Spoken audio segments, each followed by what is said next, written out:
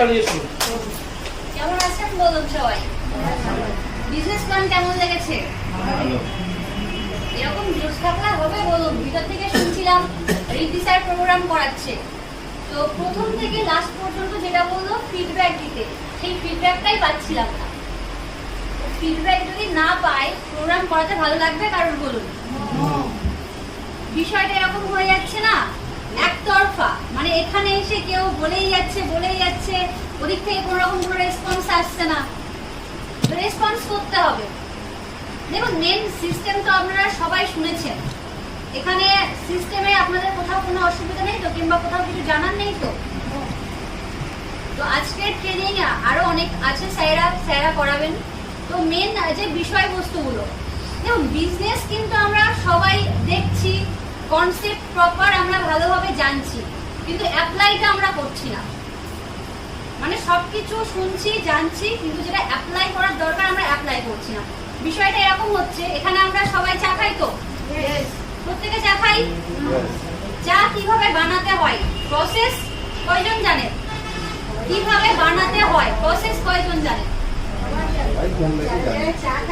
আচ্ছা, প্রসেসও কম বেশি সবাই জানে, কিন্তু যেরকম হয় না টেস্টি চা, একদম যেরকম রেস্টুরেন্টের মতন টেস্টি চা, এরকম এই চাটা বানাতে কয়জন জানে? মানে টেস্টি যে চাটা হয় সেই চাটা বানাতে কয়জন জানে? এবারে একজন, একটা হাত উঠছে, মানে একজন। চা সবাই খাচ্ছে, প্রসেস সবাই জানে, কিন্তু সুস্বাদু চা যেটা হয় সেটা বানাতে একজন জানে। এটা কেন হচ্ছে? আমাদের সিস্টেমটাও সেরকমই হচ্ছে।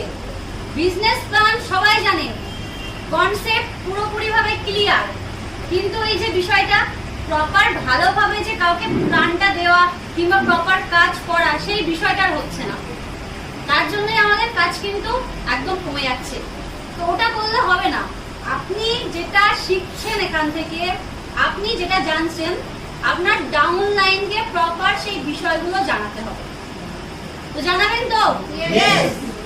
নিজের সঙ্গে সঙ্গে দেখুন, আমাদের এই যে বিজনেসটা আছে টোটালি কি কপি পেস্ট বিজনেস। মানে আপনি নিজে যেটা শিখছেন আপনার ডাউন লাইনকেও সেম একই শেখাতে হবে। আমরা কি সেটা শেখাচ্ছি? শুধুমাত্র কি করছি, বিজনেস প্ল্যান দিচ্ছি, সে আমার সঙ্গে আসছে সেই পর্যন্ত, তারপর আমরা তাকে ছেড়ে দিচ্ছি। দিলে কি কাজ হবে? আমরা যেটা জানি, যেটা শিখেছি, প্রপার আমার ডাউন লাইনকেও কিন্তু সেগুলো শেখাতে হবে, তারপর কিন্তু আমার কাজটা হবে, আগাবে। এখানে আমরা যারা উপস্থিত আছি, কয়জন এখানে এমন আছে যে আমরা ইএলএসটাকে ভালোবেসে কাজ করি? দেখুন, সবাই কাজটা যদি ভালোবেসে করে তাহলে কিন্তু সাকসেসফুল হবে। কারণ অনেকে ধরুন এরকম আছে যে না, আমার কাজটা করতে হয় তাই আমি করছি, ওরকম ভাবে যদি আমি কাজ করি সেখানে কিন্তু সাকসেসফুল হবে না। কারণ দেখা যাচ্ছে আপনি ধরুন ইএলএসে এমন একটা মোটিভ নিয়ে কাজ করছেন যে না, আমাকে টাকা ইনকাম করতে হবে, আপনি ধরুন টাকার পিছনে দৌড়াচ্ছেন, সেখানে কিন্তু সাকসেস হবে না। আপনি কাজটা ভালোবেসে করবেন, টাকা আপনার পিছনে দৌড়াবে।